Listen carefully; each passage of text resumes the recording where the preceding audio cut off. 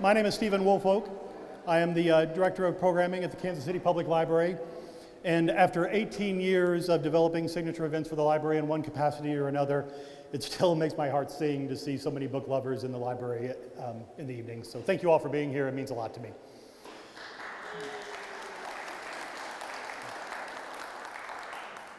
Before we get started, I want to mention two things that are coming up at the library. On October 8th, that is 2 weeks from yesterday, the library's own Jason Rowe will be discussing his new book commemorating the library's 150th anniversary, Kansas City Public Library Empowering Communities for 150 Years. Jason did a remarkable job with this book, detailing all of the immense good that the library has done for the community over the years, but not hiding from the fact that there are, like much of America, things that we need to continue to atone for. Then on October 12th, the Heartland Book Festival returns for a second year with a great lineup of speakers, workshops, panel discussions, vendors, and local authors. You can learn more about that at heartlandbookfest.org. I will warn you that many of the main stage events are sold out, but there will be plenty of other fun to be had, especially if, like me, you just enjoy being around books and people who love them as much as you do. Both of those will take place right back here at the Central Library, so we hope to see you next month. First, we have a great program tonight. On July 19th, 2022, school librarian Amanda Jones stood up at a board meeting for her public library and spoke against efforts to restrict access to books in that collection. As they say, no good deed goes unpunished, and her reward for advocating for inclusive library collections was an avalanche of hateful and completely unfounded allegations, calling her a groomer, a porn pusher, and other equally horrific things. She watched in horror as she became the victim of a misinformation campaign aimed at destroying her reputation and her community's faith in its public library system. She emerged from that ordeal with a renewed commitment to fighting against censorship and for library collections that represent the life experiences of everyone in their communities. She recounts her ordeal in her new book, That Librarian, The Fight Against Book Banning in America. It'll be available for sale right over here, courtesy of our friends from Rainy Day Books. I'm sure Amanda will be willing to sign copies for you once we're done. She joins us this evening during Banned Books Week to share her story. Please join me in welcoming to Kansas City, Amanda Jones. Thank you.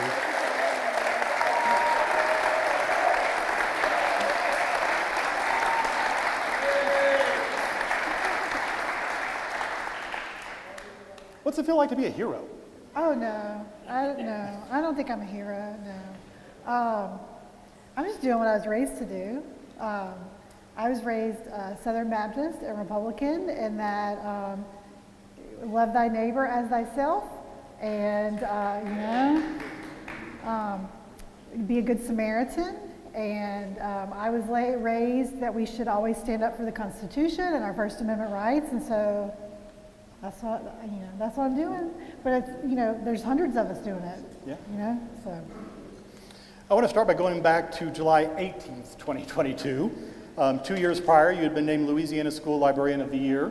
The next year, you were named School Library Journal Librarian of the Year. Tell us a little bit about what your life was like the day before you stood up at that public library meeting. Well, I had just gotten back from the International Association of School Librarians conference. And I was like on a high there because I had seen all my friends. There were some Missouri librarians there that I'm friends with, and we had a great time learning about technology in school libraries, and I was in a good place. And then I got home, and the next day was not so hot. But at that point, you're starting to notice kind of a change with the wind. What exactly is happening that leads you to stand up at that board meeting and make your remarks? So we're in Louisiana, we're parishes, not counties, and so in the neighboring, I live in Livingston Parish, and in the neighboring parish of Lafayette Parish, there had been an extremist group that had been instrumental in costing their library millions in funding. causing, all sorts of chaos. They got book displays banned, so there's no book displays anywhere in the library. No Black history, Cajun heritage, women's history, nothing. And they took the entire teen nonfiction section and moved it to the adult section. And then they had completely removed the Library Board of Control and installed extremists. So the group that was instrumental to that takeover in the Lafayette Parish Library Board, some of their members started posting in our community Facebook pages. We have, it's called the Rants page. It's called the Rants and Raves page, but nobody raves about anything, they just gripe about everything. And so they started, a woman that worked for this extremist organization posted a picture from a book out of context and said it was in the little kids area and that everybody needed to be at the board meeting the next night. Yeah. And these people do not live or work in our community at all. They're from outside. So yeah, I knew something was up. So I looked at the agenda for the Library Board of Control meeting and it said content and signage. That was all it said, content and signage. But I knew it was July, it was right after Pride Month, and so we knew what was coming, yeah. The entire transcript of your remarks is in the book, but I wonder, can you give us kind of an abridged version, because I failed to find anything even remotely controversial with anything that you said. It was a speech that anybody would have given.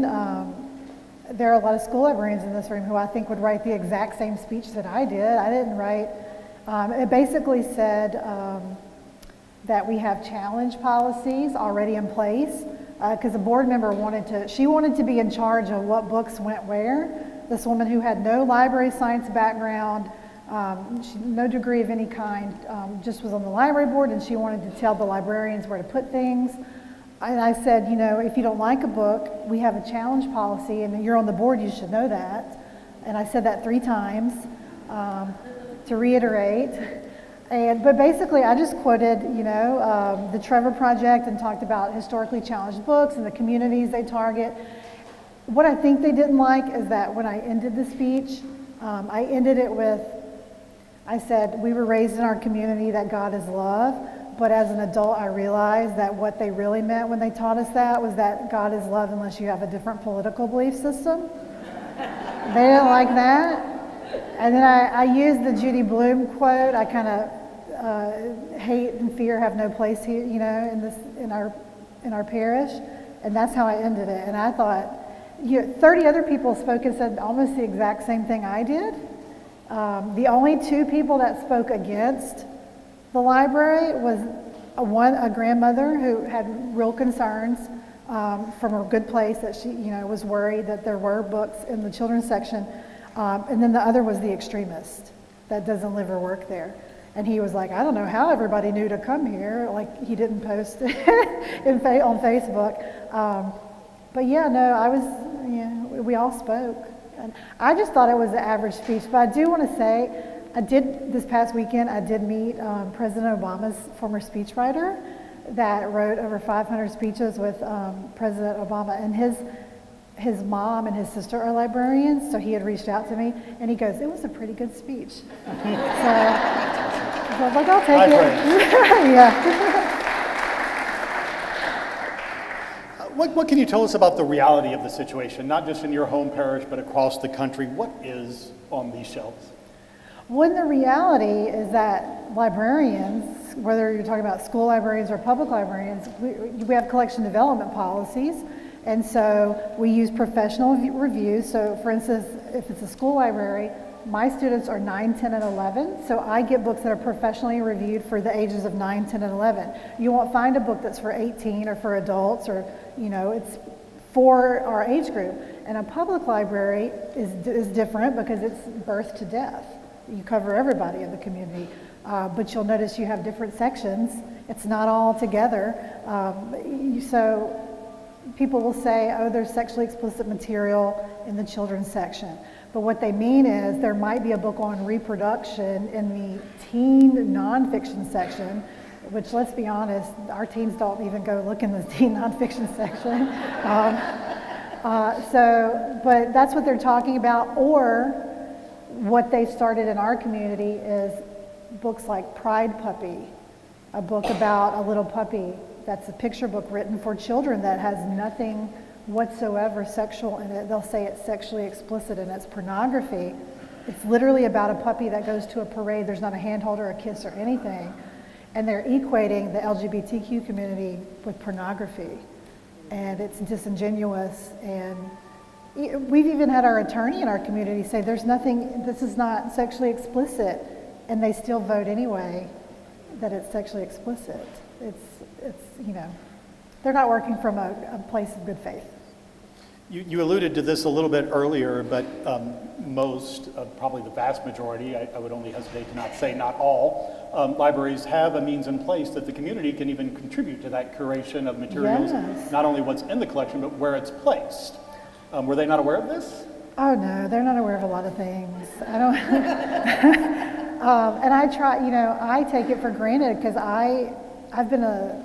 my mom is a former kindergarten teacher, so she's a retired kindergarten teacher, so we went to the library, and my mom taught me, you know, and as I got older, I realized when you go on a library's website and everything's there, it tells you everything, but nobody wants to go and look and see that these policies already exist.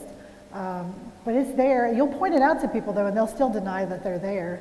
But, you know, patrons can request books all the time. Or we have I'm sure y'all have a policy where people can request books that they want you to purchase and have a little say. And then if you don't like a book, you can challenge it.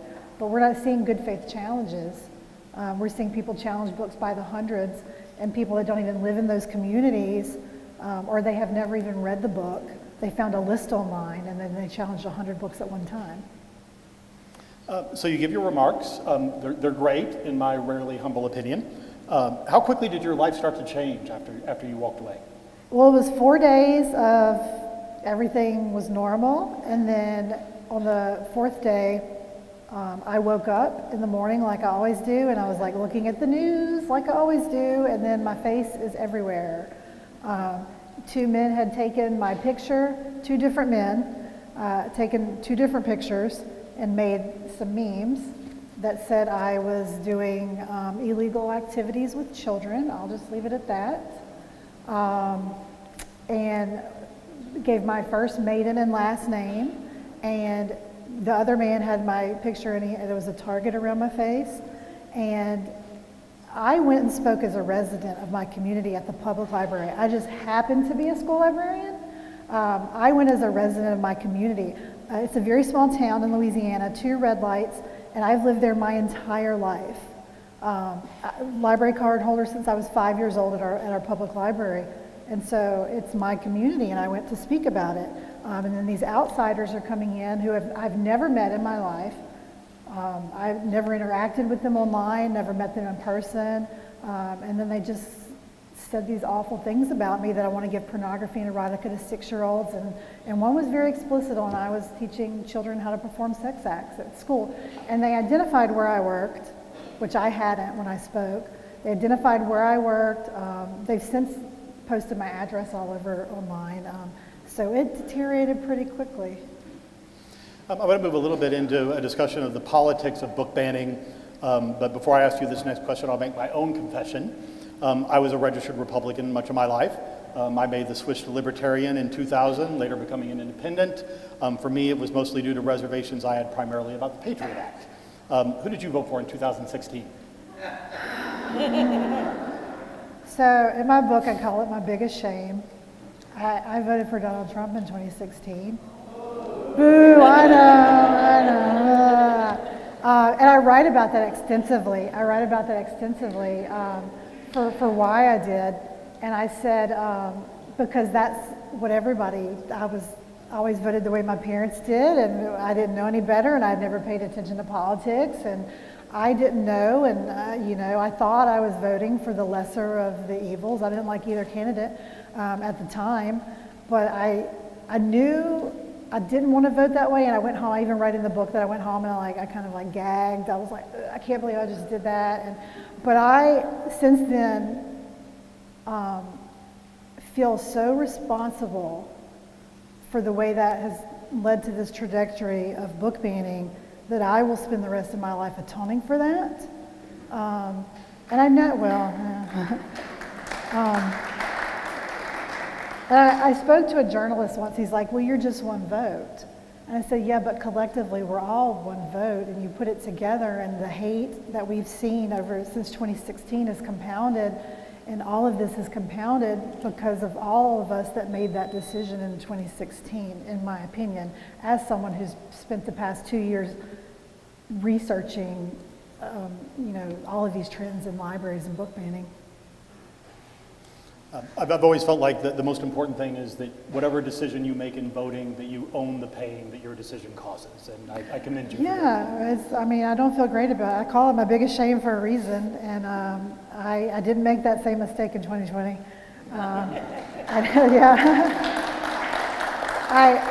I will say though, I'm still a registered Republican because in Louisiana we have closed primaries and nobody runs except for Republicans, and I would never have a say in so I like to go in there and vote for the opposite of who everybody else is voting for. I shake it up a little bit, but nobody runs. It's Republican across the line party tickets. And I will say, my parents vote Republican still, and I no bashing to Republicans because I do know some really good people, and I think they haven't gotten to their journey of where I am at. And I don't know why it's taken them so long, and I'm hoping they wake up from it. So our country started to change pretty rapidly following that election. What kind of changes did you see locally and nationally following 2016? I really started, 2018, I first saw Marley Diaz on The View, and she was 12, I think, or 13 at the time, and she had written a book called Marley Diaz Gets It Done, and So Can You. And I was watching this young girl talk about books and her love of books, and then she started talking about what it was like to be a young black girl in America. And as someone who grew up in a majority white town, I had never really thought about it, what it was like. And she said how none of the books in her library ever reflected. She said, my whole life, like she was like old, she was 12 or 13, but she's like, my whole life, all we've ever read in school were about white boys and their dogs. And I was like, okay. And I went back to my library. I was, a new librarian at the time. And I started thinking about it, and I'm like, yeah, we read at our school Shiloh, Where the Red Fern Grows, Old Yeller, Hatchet, that's about a little white boy. So I was like, there's truth in that. And then I started looking around the shelves and realizing it was not very diverse. And then I started paying attention to the news more and realizing, there are people that have completely different experiences than I have.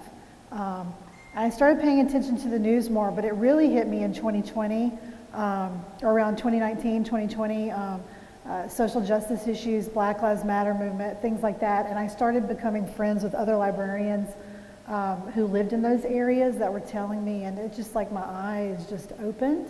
And I always like to joke because they always say, she's woke. And she's woke now. But seriously, I feel like I woke up. So I guess they're not wrong.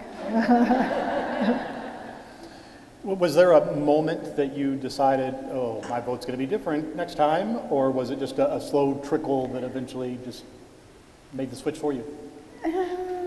I think I knew right after I voted in 2016 it was not going to be. I think I knew pretty quickly. By the time 2018, 2019, it was gradual, I would say. Yeah, it was more gradual. How did your own political views evolve in those 4 years? Well, I started, I thought about how my parents raised me, and I started noticing that, because my parents live next door to me, and so we have very different political beliefs, but they're getting there. But I noticed that they had retired around 2020, and they were watching Fox News like 24 hours a day. I know, boo, 24 hours a day. And it doesn't matter what you're watching, but if you're just watching a show where people are screaming and arguing all day, that makes you bitter. And I noticed a huge change in my parents when they retired, and that's all they were watching all day. And so I made the conscious decision to tell them that, because I have a daughter, and I said, we will no longer be coming over here if that show is on, because I don't want my daughter to be raised around screaming and hate all the time. So I, made that decision, but we're still working it out with my family. I get asked to leave once a week. My mom, she'll say, my middle name is Beth, and she'll go, Amanda Beth, it's time for you to go home now. And I love my parents, and they love me, but we don't. And it's hard for me because my best friend is gay, and I joke and say I knew before he did, but he's been my best friend since we were 5, and they were always so open and accepting of him. He was my man of honor in my wedding when I got married, and they were always so open and accepting. And then I noticed that after 2020, they started saying things, and I said, would you say that in front of Joey? And my mom would say, well, that's different. He's different. There's an agenda. And it's this kind of cult-like thinking that I really started noticing my whole community was like that, and they hadn't been. Or maybe they had been, but they weren't as vocal, which is actually probably more the case. There was a lot of talk after 2016 of the most hateful people in society being called out of the shadows. Do you feel like that was a contributing factor to the people that were organizing against you? Oh yeah. The people that are organizing against me are paid operatives of those people. The 2 men that had targeted me originally, it's grown now, but the 2 men that originally targeted me, one was like just this local guy that just wanted to be something, I don't know, I call him the local yokel. And then the other is a paid, like he's the executive director of a dark money nonprofit who's paid to do this. He's paid to go from parish to parish in Louisiana and stir up drama for political means.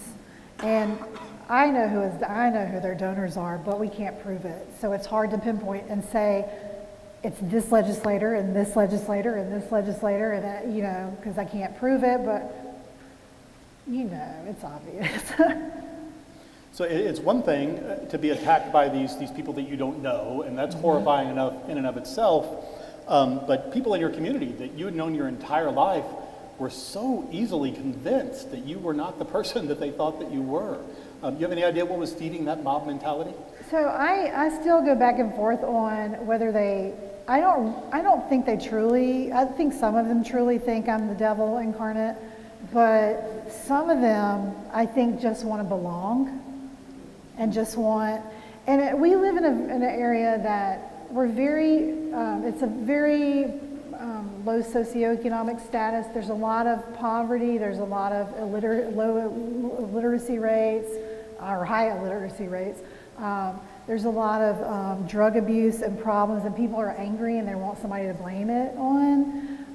So they move from topic to topic, like it was the vaccine, the jab, and they were taking horse dewormer, and then they moved on to like masks and CRT, and now it's libraries. And I don't know that they all really believe it, because some of them are pretty intelligent people. But it's hard to see your kindergarten teacher calling you a groomer on Facebook, the lady who taught you kindergarten. And I don't know that she remembered. That was 41 years ago. But there is a woman who, and I write about this, I think, in the book. There was a woman who I helped identify her son with a learning disability when he was in 7th grade, because I taught 7th grade English. And she told me, he's 30 now. And she said, my son wouldn't have graduated high school without you.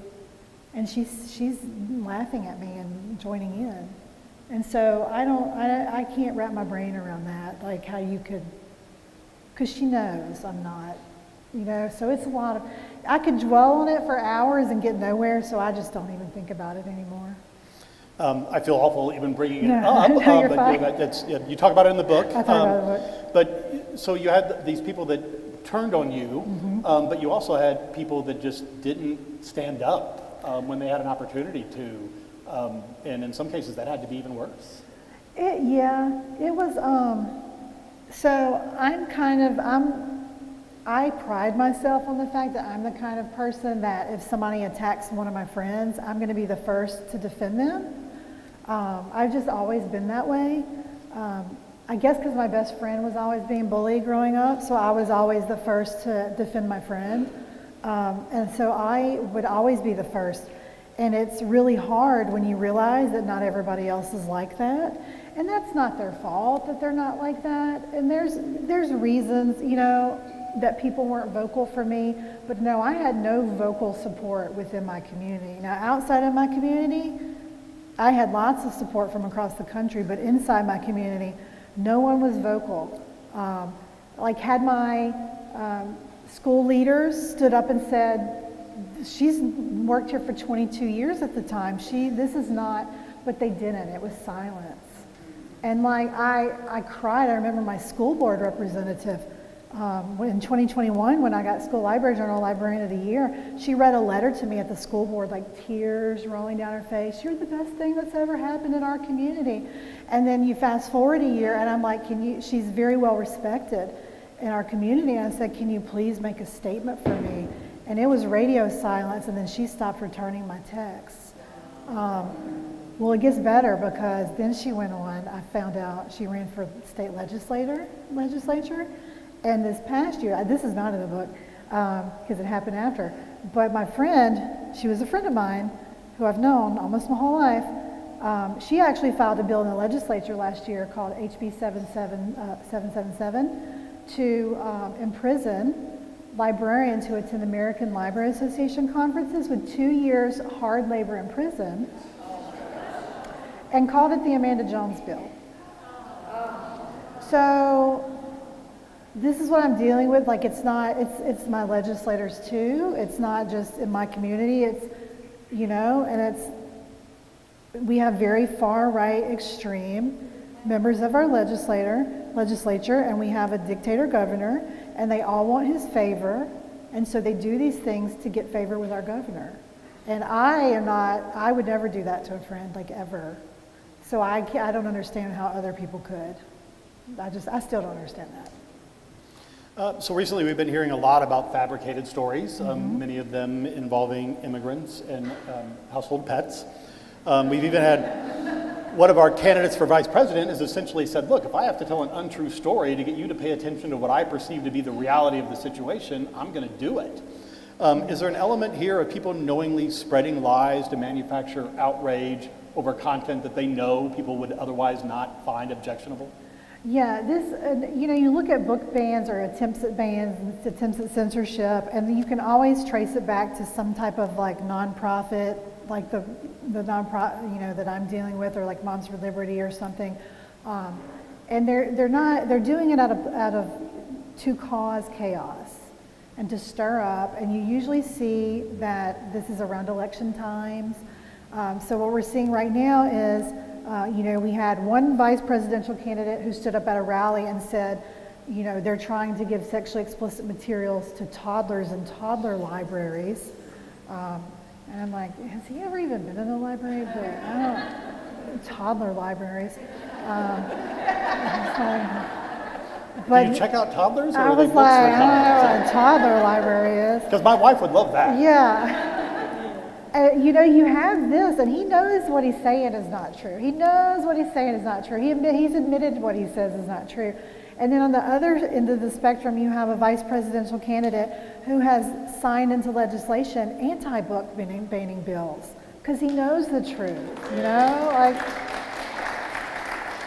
And so I don't see what everybody else doesn't see. I don't get it. I will show people in my community, look, he said it right here. And they're like, oh, that's AI. I mean, it's not. This is what he said. Or you didn't watch the whole interview. I'm like, I did watch the whole interview. But they say that about things that I'll see in our legislature. Like I have attended legislative sessions and sat through 3 hours of hearings, and I will come home and say, this is what I saw. Oh, that's not what was said. It is. I don't know how to convince people when they're so, these things are televised. People would rather believe something far-fetched so that something they can be angry about or someone to blame. And believe every meme they see on social media instead of looking at the facts. And it seems a lot of people in our country are like that, and it makes me sad.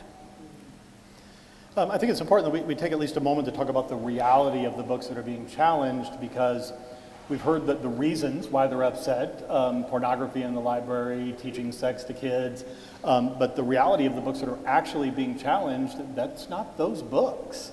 The top 5 most challenged books in 2022 were Genderqueer, All Boys Aren't Blue, The Bluest Eye, Flamer, and then a tie between Looking for Alaska and The Perks of Being a Wallflower.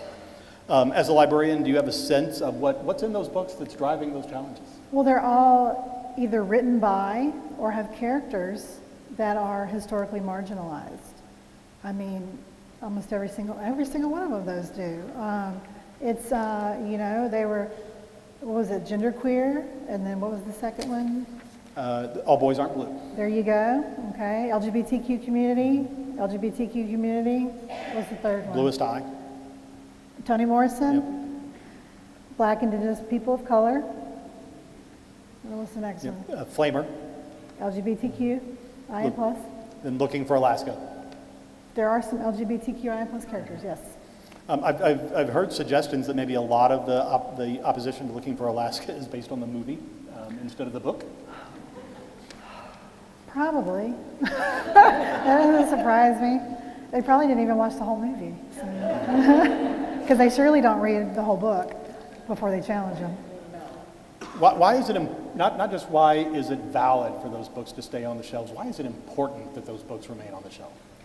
Well, for one thing, everybody pays taxes and deserves to see themselves represented on the books and the shelves in the library. And you'd think that was like something monumental that I said, but literally at a meeting in my town a couple weeks ago, someone said that and they were like, no, they don't belong, they don't pay taxes. I'm like, what do you mean they don't pay taxes? Like everybody that lives here pays tax. What are you talking about? But besides that, libraries are for everyone and they serve everyone in the community. The value of books and their ability to change lives. We had a woman stand up at it was the bravest thing I've ever seen. I'm trying not to cry just thinking about it, because if you knew how hateful our town is, and this woman, a trans woman, stood up, they were trying to challenge Queerfully and Wonderfully Made. And it's a book on how to help find therapy sources, and life can save a life. And she stood up and she said, this book it saved my life, and you want to remove it from this library. And you know that quote where it says, speak even if your voice shakes? Her voice was shaking and her whole body was shaking. And when she finished talking, she ran out of the library to her car. And I thought, that was the bravest thing I've ever seen in my entire life. Moved no one on the library board. But books do. I think about books when I was growing up. I started out, as everyone does, with Beverly Cleary and Judy Blume in the 80s. That's how but I went on to read, in high school, my high school librarian gave me Alice Walker's The Color Purple, gave me Toni Morrison's The Bluest Eye, gave me Frank McCourt's Tis, gave me Amy Tan's The Joy Luck Club. And these books changed who I am as a person and made me more empathetic. Apparently not as empathetic as I thought, because of the way I voted in 2016. But they did, they made me the person I am today. I couldn't imagine not reading Iggy's House by Judy Blume, or starring Sally J. Friedman as herself by Judy Blume, learning about anti-Semitism. And, books can change lives. And in my town, I've taught, this is my 24th year, because I'm still actually a school librarian. I just took off this week, and for the haters, without pay.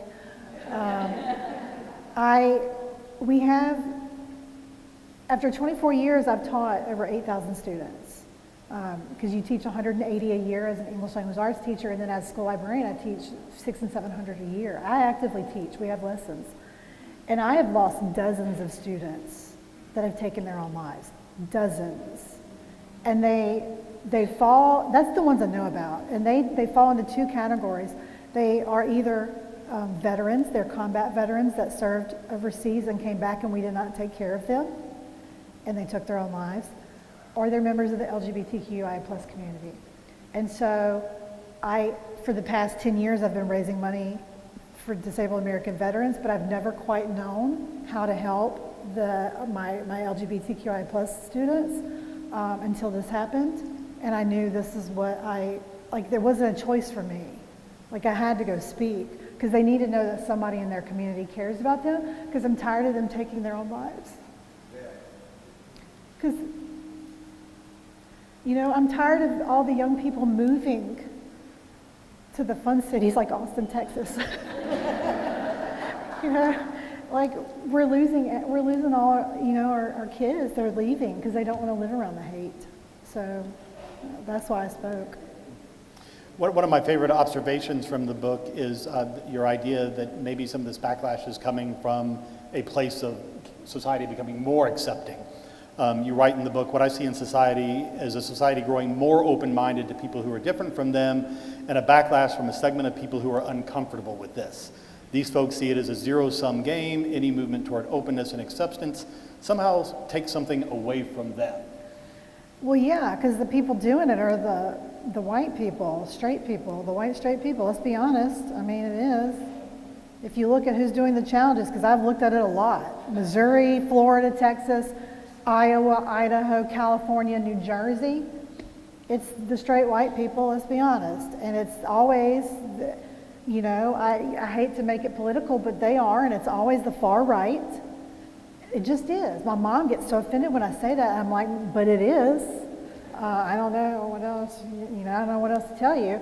And if you think about it, a lot of our society, especially the kids are so empathetic and loving and open compared to the adults. And it's, there's this faction of people that don't want to give up their power, who's been in control for the past, since our country was founded.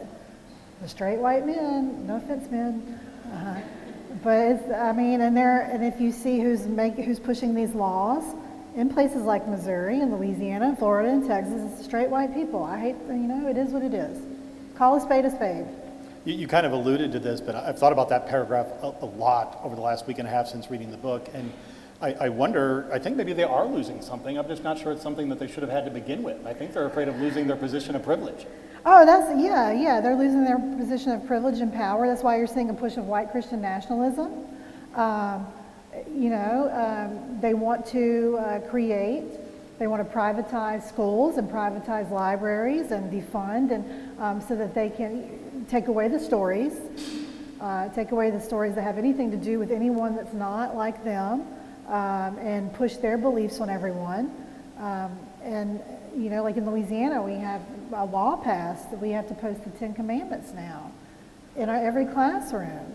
And the year before that, a law passed, we had to post In God We Trust. And then that one I was like, okay, they tried to say it's because it's our motto and it's on the money and whatever. And then the next year came the 10 Commandments. I'm like, you're not fooling anybody anymore. But they didn't say we had to face them facing outwards. Is all they said.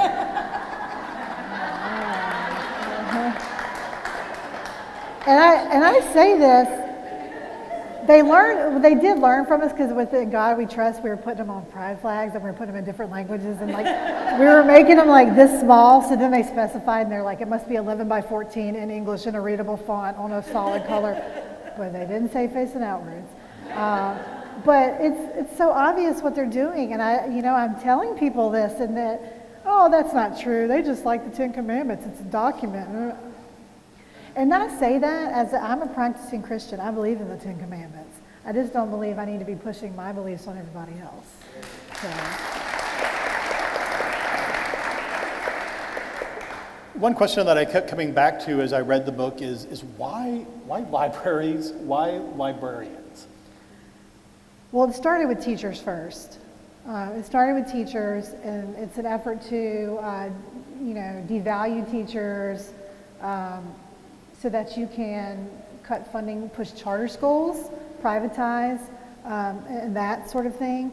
But you think about who are the keepers of the knowledge that they don't want you to read as the librarians. And you know, they started with schools, but they're attacking public libraries too. They actually started in the public libraries in Louisiana. They did it backwards in Louisiana because we do everything backwards, which kind of wasn't very smart because you'll see it getting away more in the schools because they'll say parental rights. It's a little harder to say that in a public library. So we've won a lot of our battles, if you want to call them that, in Louisiana. But it's all an effort to, you know, a dumbed down society is an easily led society. I mean, what does that remind you of? You know, we all know what that reminds us of and how World War II started. So we're seeing it happen all over again, but in our country. I wonder if as you get to the extremes on the left or the right, you see it more on the right, frankly, because there are more people that have made it to the extreme on the right, but you see it a little bit on the left. Is there a fear of institutions that remain committed to nonpartisanship, that just refuse to buy into this notion of submitting to the ruling party? It's become such party over people. But yeah, this, you know, I'm trying to think how I want to phrase this. Say the last part of that question one more time, because I'm is there, right. When you get to the extremes, is there a fear of institutions that remain non-partial, that refuse to buy into whatever the ruling party is telling them? Yeah, and I find it, that's another thing I have trouble wrapping my brain around, because when I was growing up, as a Republican Southern Baptist, it was, you know, the Constitution is law, and the First Amendment was everything, and it was the freedom from religion, and the freedom of speech, and the freedom. And you get to this place where the party that used to preach freedom is taking away the freedoms, and it's not everybody in the party. It's a far right faction, and you have far left and far right. But with this particular topic, the far right is the ones driving. They're the ones driving the book banning. Libraries this should be a nonpartisan issue. This should be something that everybody in the country can agree on, that libraries are for everyone, and that we have freedom of speech, and that we have the right to access knowledge. So I don't understand, you see the theme, and there's a lot of things I don't understand, why, to me, this has become so political. But if you think about it, you look at the politicians that are using, there's a roadmap. The way it starts is that somebody will post a picture of a book out of context to rile everybody up, and everybody becomes the mob from Beauty and the Beast with the pitchforks, and they have to all go kill the beast. Then you have the politicians come in, and they swoop in to save us all from problems that don't actually exist, to pander for votes. I'm going to save you. You'll see right after this happened in our community, it was all of our local elections. They were replacing our entire council. Every flyer, I will end the woke indoctrination at the library. They then get into the legislature, and you see them come in with these laws to further the cause. It goes into removal of library board and school board members, and then you have eventually, if they get their way, we will have, and my U.S. Representative Clay Higgins, he posted on Twitter, one day we will have church-owned public libraries. We will take it away from the public, and this is a tweet, and I showed my mom, that's not what he really tweeted. Mom, I got this on his Twitter page. And it's, you know, they're saying it out loud that and it really made me mad too, because I'm like, had he actually gone to church? Churches already have their own libraries. But yeah, it's very obvious what they're trying to do. Only one point of view from one particular faction of society. I have one more question from me, and then we'll get to questions from the audience, and we have a couple already that have come in online. Many people are probably wondering what they can do to help, not just in the fight against book bans, but the fight against cruelty. You have an entire chapter about this in your book, but can you just give us an idea of what people can do to help? Well, for starters, I'll tell you, there are school librarians, Missouri school librarians in this room that I know personally that have been attacked in their communities not far from here in the past year or two. Where's everybody at? Where are we all at? Why are we not standing up for school librarians? You have to pay attention to your school board meetings. And when you see a school librarian or a public librarian or a teacher being attacked, you have to speak out.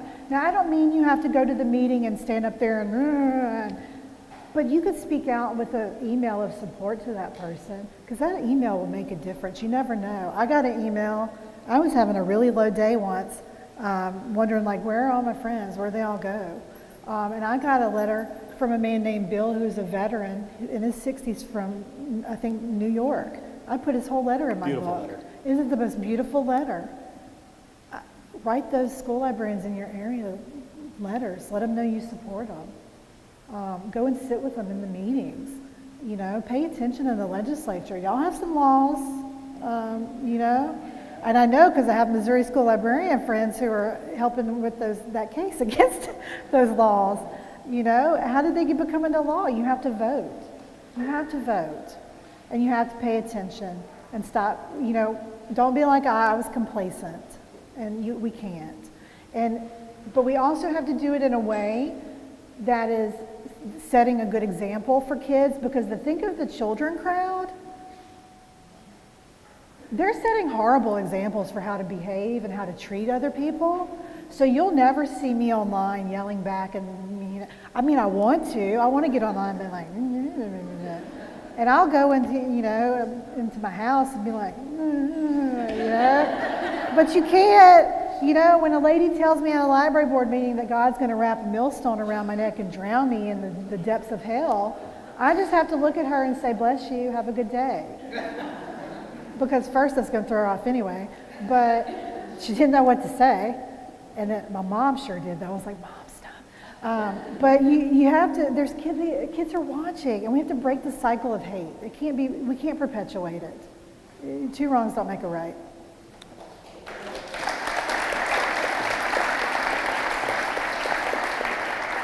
One of the things that I will do is if I'm on social media and I see somebody that's becoming a target of just people piling on, if you don't know how to defend them, sometimes you can just step in and say, hey, be nice. That's really all it is, and I did for a while there. I would go into other Facebook groups in other states. Like somebody would say, oh, there's over in such and such county over in Massachusetts, it's happening. And I would go on their rants page and I would say, oh, I heard she's a great teacher. And I don't live there.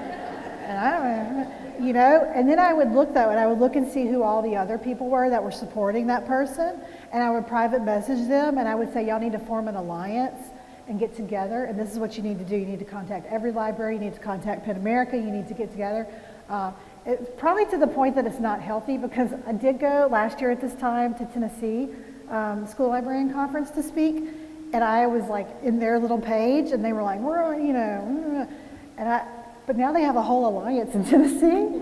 And I was like, hey, I'm this lady that you don't know from Louisiana, but I'm here in Tennessee and I fight book bans. Does anybody want to come to the hotel and I'll teach you about every library in Penn America and ALA, and I'll tell you what you need to do to fight back. They've been fighting back like crazy in Rutherford County, Tennessee. So sometimes you just don't know what you don't know. You don't know how to get together and how to do it. So buy my book, it'll tell you how. It'll tell you how to do it. We are live streaming tonight, so if any of you all have questions, you can please step up to the microphone so the people at home can hear the question as well as the answer. I'll start off with one from somebody watching at home. A lot of abuse you've described in your book and in this talk are basic parts of life to queer and trans folks. Yeah. Why is it that so many people who claim to love these individuals readily attack those groups? I will never know why people will readily attack. And I've gone to lots of therapy in the last 2 years since I've been attacked, and the therapist can't tell me either. But I'll say this, as a white, straight, cisgender woman, there is huge privilege in my position, and this will go away for me in hopefully 4 or 5 years, But for a trans person, a queer person, or a person of color, that's not going to go away. It's going to be there forever. Let's be honest. I mean, maybe not from all of society, but somebody, And so if you are in a position of, author Samira Ahmed, who's an excellent young adult, middle grade author, I heard her say at our National School Librarian Conference, she said, use your power and privilege for purpose. And so I felt so strongly about it, I got it tattooed. There was a tattoo convention at the same time as the last School Librarian Convention. True story, we all went and got tattoos ever.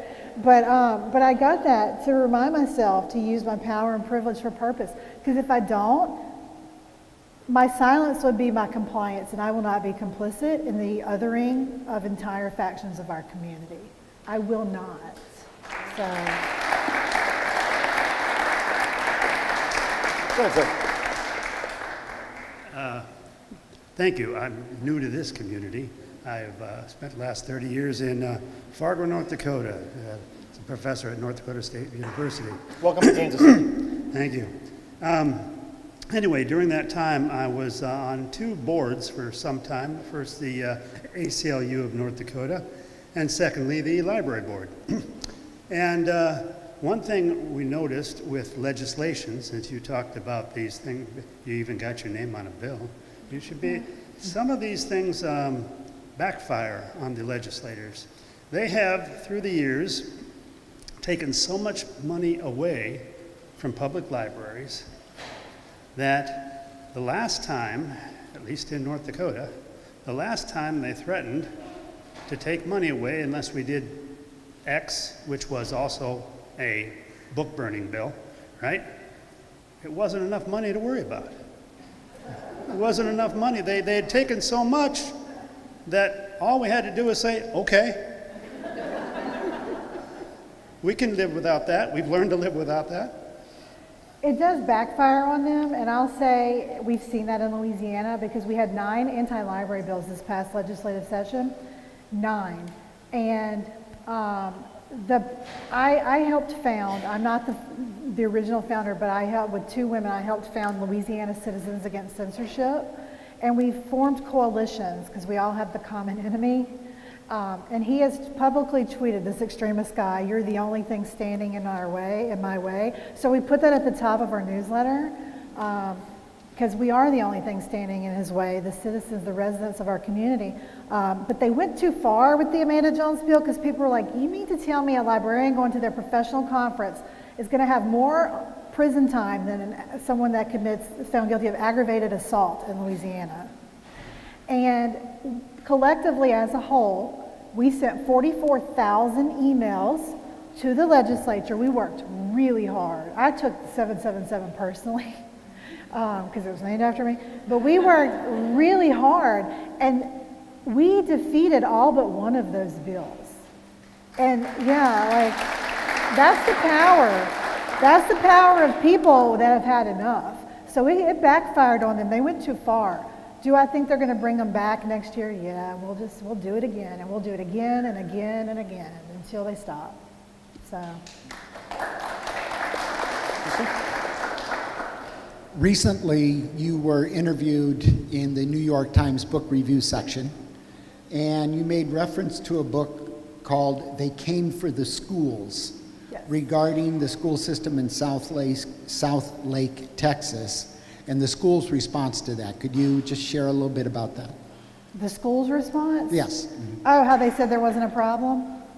No, you didn't elaborate in the interview. You made reference to the author. And the author, Mike Hixenbaugh. Okay, yes, so Mike Hixenbaugh, he is a correspondent for, I think NBC or ABC, one of the C's, maybe NBC.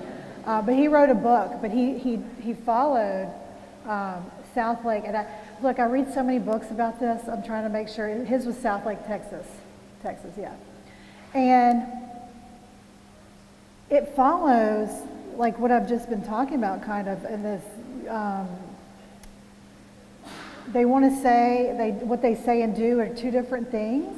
Yeah, we're not trying to censor, but they are. We're not trying to ban books, but they are. They had, I want to say theirs was a complete takeover of the school board, but they got mad at Mike Hixenbaugh for writing that book, though. That's what I thought you meant, their response to it, because like, he didn't get a good response from that book. The community said, that's not our community. We didn't act like that. But if you look at all the proof, they did act like that. They were very racist and homophobic. Not everyone in the community, but certain factions. But they kind of went too far, too. And Mike wrote a book about it, and he exposed them, and I think they're getting back to, I don't want to say how they were, because I don't, but which is kind of what I was hoping with my book, that my community will get back to the way it was. I don't know, time will tell. Go read Mike Hicksonbaugh's They Came for the Schools, though. It kind of is like mine's about libraries and theirs is about schools. It's the same thing. Board takeovers and the reasons behind them are all the same. He's better at it than me, though, because he's a journalist. I'm just a school librarian by trade.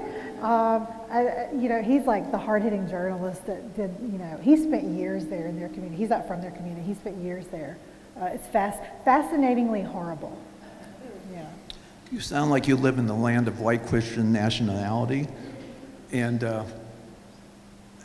along that line, it'd be interesting to see, have you heard of the movie God and Country by Rob Reiner? That sounds familiar. But You ought to watch that. I mean, that pretty well identifies the Fourth Reich that's developing in this country right now. And also, go way, way back before, Black, whatever it was. Doctrine of discovery is really the underlying theme of all this sort of white superiority and you're inferior sort of thing. So it's interesting. We did this to the Native Americans that were here years and years and years ago. So it's not new. It's just now it's coming up and resurrecting its head again. So keep it's fighting. Cyclical, It does. Yeah. And if people don't know about this history, you can't be aware of it, number one, and then you can't change it. You can't fight against it. So you keep up the good work, okay? Thank you. I Thank applaud you. I'll say this. One of my biggest allies in the community is a lady I had never met. I didn't even know she lived in our community. Her name is Dr. Barbara Forrest. And she's a former retired college professor. And she's the first person I met in real life that had their own Wikipedia page. And when she contacted me, I was like, who is this lady contacting me? She fought this back in the 80s and 90s in our community with dominionism. With white Christian nationalism, dominionism, and the 7 pillars of whatever they call it. I don't even know. And if you look at it, it's the same thing. They're just calling it something different. It's the same thing, and it's from the 80s and 90s, which 1982 was when Banned Book Week was founded, and we're circling back to it. So, yeah. I think we'll go over here, and then I'm going to finish with 2 more questions that have come in online. Got it. First of all, thank you. I think a lot of us feel the way that you feel, but we haven't quite figured out how to do what you're doing. So I'm going to buy your book because I would like to get the how-to guide. What do you do when it becomes too much? I think a lot of us felt like that earlier this summer, like, this is hopeless. It's not going to change. What can I do? I can't do anything. I'm exhausted. What do you do then when you feel like you're not pushing the mud uphill at all? So what we need to realize is that we have to be in this for the long game, and that we're going to lose some battles, but we're going to win the war. And I cry every single day, and I have for the past 2 years. I write about a time in my book where one day I cried so hard I couldn't breathe, and I was like hyperventilating, and I called my friend Courtney, who lives in Nebraska, who is here tonight. She drove down to see me, and Courtney waved at her. Where'd you go, Courtney? Waved at everybody. There's Courtney. And I rely on good friends, and we talk about it, but even my friend Lynette, who helped, we founded Louisiana Citizens Against Censorship. Sometimes we say, it's become too much, and we get off the phone, the computer for a week or 2, and she says, don't worry about me, I'll be back in a week. You have to, because it gets to be a lot, but we come back, ready to go again, knowing that we will win some, we will lose some, but if we give up, we won't win the war. So you just have to keep on. But I've been very vocal about, I go to therapy, I have playlists, I pray, I do a lot of these things, and I speak to a lot of school librarians, and we all just have a bitch fest, and then I feel better. I wanted to get your take on, as far as the book banning and how it relates to Project 2025, if you feel that that's a part of it, because back in the 80s, that's when Project 2025 really got started, and they have played the long game.